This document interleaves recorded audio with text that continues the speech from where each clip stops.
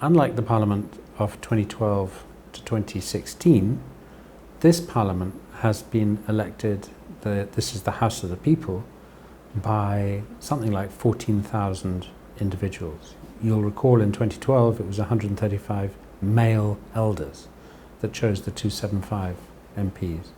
This time it's a much, much broader group of people, including many women and young people all around the country.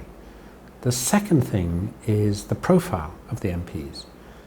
Over half the MPs in this new Parliament are under 50, that's 1 in 2 at least, and about 14% are under 35, that's about 1 in 7 MPs are youth, and 24% of them are women. So it's a very interesting group, and something like 45% of them to 55% of them are new. We don't know the exact figures yet, but probably well over half are actually new MPs. So it's going to be a very lively Parliament. And the third thing that's different is that the Parliament is more in keeping with the emerging federal state, because there's an upper house for the first time. Now that's going to create all sorts of interesting new precedents, because no one knows exactly how the upper house is going to be formed and what its relationship is going to be with the lower house. Of course, there are things set out in the Constitution, but that has to be put against the test of practical reality. So in very significant ways, this new Parliament is different.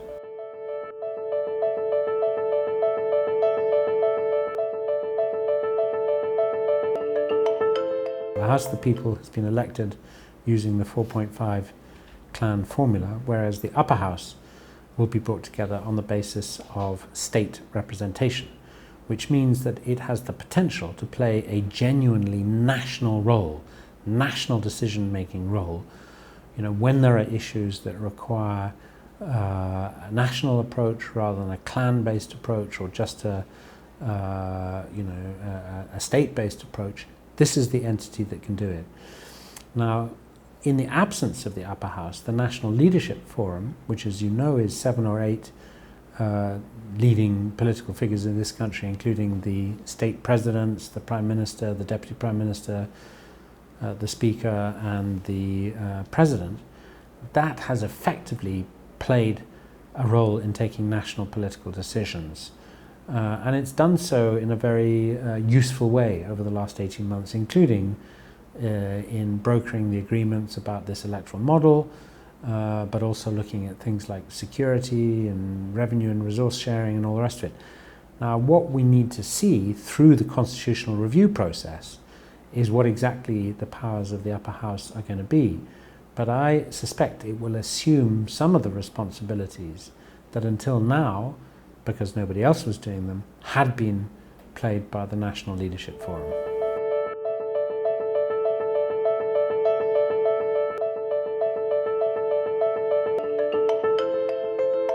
First of all, I can say Senad Wanaksan.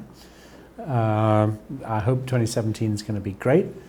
I think it started well and badly at the same time. It started well in that on the 1st of January we had President Hassan Sheikh with Prime Minister Omar Shamaki witnessing State President Guled and Gas recommitting to the peace process and the ceasefire in Galkayo.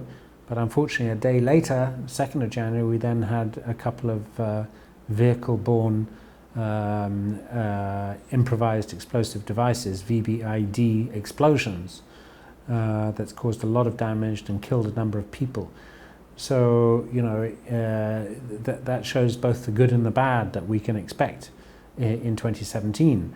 But I suppose my big hope is that this new Parliament, this younger Parliament with more women, that is more representative, more legitimate, will actually come to terms with the agenda facing Somalia, and that ranges from dealing with the drought and improving education and health and security and all the many challenges that Somalis face, and that they will be a credit not just to the people who elected them and their clans and their regions, but to the country, and give this country a new voice in political affairs. So my question to every MP and anyone listening to this or watching this, ask your MP what he or she has as an agenda for Somalia and what he or she is going to do for your community, whether you live in a town or a rural area.